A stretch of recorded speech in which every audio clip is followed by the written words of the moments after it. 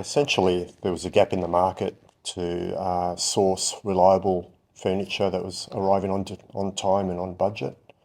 I was working with Naz at the time on a job that we both got independently engaged with. You were doing a fit out, I was doing a furniture. Had a discussion, kind of one thing led to another, and realised that we both, our synergies aligned. Yeah. And we thought, hey, let's do it. Yeah. Didn't have the same skill sets, which was great. So we've never clashed in 20 years. He's the smart one and I'm the workhorse. The doer. Yeah, it was really exciting because when we first joined up, we didn't have a showroom. We kind of looked in the CBD because that's where we felt. Yep. Most of the designers were located. The designers were all based there, yeah. And just to make it easy access for them, really. So we found this spot in Queen Street in the heart of Melbourne. Started just the two of us. Yeah. It was. You were at the back, I was at the front. Yeah. And then, I don't know, as years went on, we employed, our first employee was James. James Philpott, yeah. And that was a couple of years. Bought a small van that kept breaking down. That was the one I drove for a while. I remember that thing. And then just kind of progressed from there. So Queen Street was the first showroom. It was good. It was exciting. That showroom we had designed, and it was pretty different from all the other showrooms that were on the market at that time, where we went a European kind of approach, which basically meant that the whole fit out was tiles, porcelain tiles right through, and brought a bit of a French theme, which was one of the finalists in the best retail fit outs for that year. Yeah, that was really important for us at that time.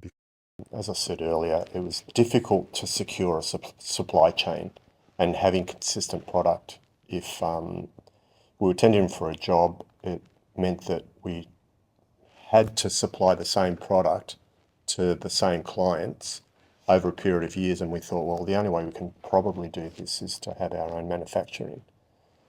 So Naz looked around and sourced some local suppliers. Yep, and we acquired the Plan System, which is who we still have today.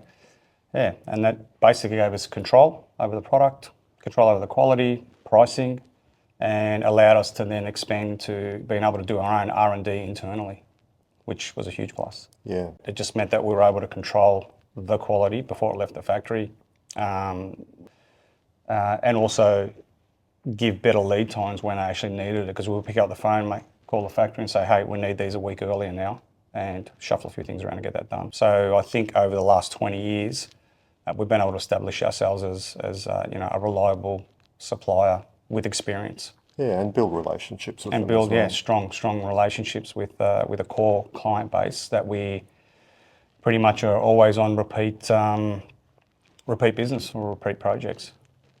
Plus, it's a way we've established the business in wanting it to be a certain size, keep it a bit more family orientated, long-term staff, which also helps. I think the youngest is 12 months right through to 10 years.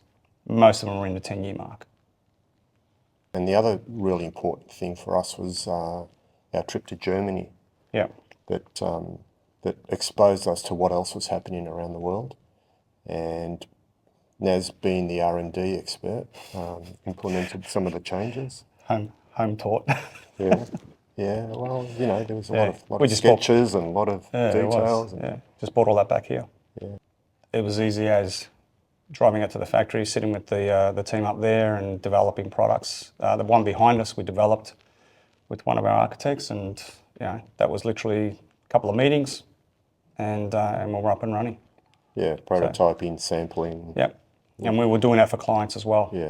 Yeah. Having the manufacturing business really helps with that, because you can basically control it all.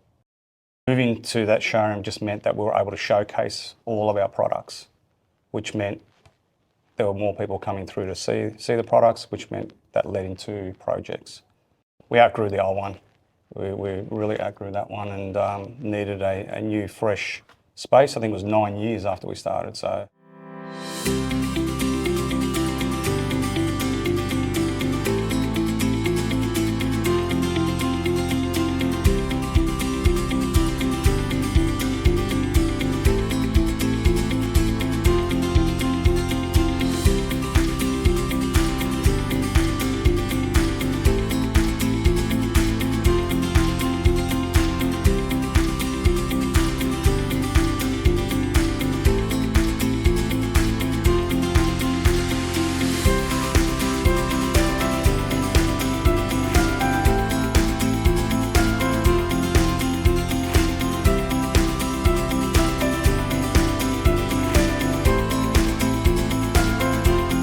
That was really important period for us because we were trying to hit the top end of the market, and I received a bit of feedback, and I discussed this with you at the time, that some of the clients and some of the designers felt that the word baseline meant low end or starting type of furniture, where, you know, if you're a new company, Entry you're looking level. for cost-effective furniture, and it was difficult for us with that branding and identity to break into the high end of our market. So we kind of mulled it over for a bit, and then heard about Form and Function, and that they were looking to retire. So we saw that as an ideal opportunity to perhaps rebrand our business and see if we can use that to elevate us to that top end. We were pretty much Form and Function from the get-go. We always made sure that our products were, you know, looked great, worked well, but it was just that the name wasn't, one, it wasn't available. To be honest, I didn't even think of it. And when it did become available, and we knew Neil, we knew Neil and we'd worked with him many times, we said, when you're ready, let us know. And he was ready, and we acquired that business. And it basically fits our model perfectly. And for the future. Yeah, and for future as well. Yeah, correct. Nothing changed. It just pretty much, the sign on the front door changed. And the Baseline brand was a strong brand. And people who did work for us or do work with us know us as delivering quality products. They don't know us as cheap end. It just meant that the name now cements that, and, you know, the two elements of design are Form and Function. Yeah, it's definitely lifted our profile. 100%. Yeah.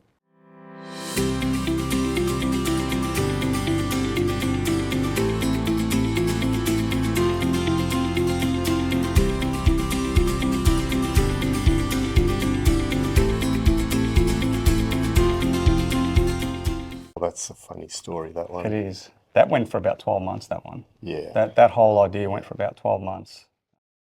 It was weird because the space was here for a while. Space was here, we looked at it, we kind of thought, oh yeah, maybe you could do. Yeah. And then it sat empty for a while. And then walked back over again. And the owners built a spec fit out. Yeah. Yeah. The landlord was really hard to work with. And the owners were really difficult to work with. But we got through that stage, and I made them an offer they could not refuse. Demoed the spec fit out completely. We're laughing because if you know, you know, right? It's a great space. It's got tons of light. It's in a good location. It's an entire floor. It's perfect. It suits us brilliantly, and we love it. It is a little bit smaller, but it's better laid out, far better laid out.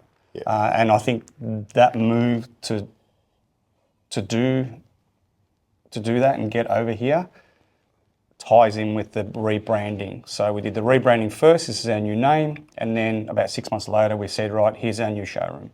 Yeah, and with the fit out as well, it kind of set a new standard for our industry too, didn't it? Yeah, it's nice. It's it's fresh.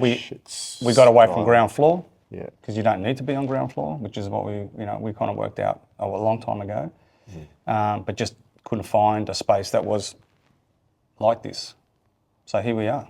The staff like it a lot more, which is important to us. You know, we're pretty conscious about the staff, and I think because they've been here for so long, that's testament to that. Most of them have been with us right from the start. I think Ricky's been with us from Queen Street. Who else? Sissy. Actually, a lot of them have been with us since we were at Queen Street, and they've come over. Yeah. And now they've all had kids, which we joked about today, about having, there's 4 baseline babies. The other really important thing is that, as directors, it's important to us about our work environment, and we feel that it's equally important to the staff. So we want to work in a space that we're proud of, and that, it kind of encourages and fosters work ethic, and it reflects, I think. Yeah, 100%. I mean, that discussion about moving was going on in the background with us for a long time, longer than you guys actually, or the staff actually realised. Yeah. Because we knew it was too dark and we needed to get out of there. The biggest thing for me is, our relationship. Like you said, we've never had an argument. We've always been on the same wavelength, and we've always compromised. Yeah, we've compromised, but we're always interested in quality product, and we're aligned with all of that. I think I'm proud of the fact that we were able to build the business, and we're still here 20 years later. Yeah. And we're not going anywhere. I'm proud that we decided that we're not going to. The idea of starting this wasn't to try and be the biggest in the country, try and expand in every state. It was always about maintaining a certain size, which meant we had a better work environment, and our staff aren't numbers. And I'm really proud that our staff are with us still, even from when we started. And it just makes it more like a family sort of thing. I don't know. That's just me. We just love to offer really good service and quality products. Fun. We're foodies. Food. Are you hungry? Food's definitely on our agenda. I mean, we don't do a function unless it's food related, food based, or tons of food involved. Everybody knows that. Yeah, and really nice furniture to sit on while you eat that great food. Well, so we've got supportive clients, we've got supportive builders, project managers, architects that support us as well and have been with us since the start as well. Thank you. And the staff, obviously, we love the staff, otherwise they wouldn't show up. Keep going, keep delivering the same quality. The products will change, obviously, as the industry evolves. But just keep doing what we're doing and do it well.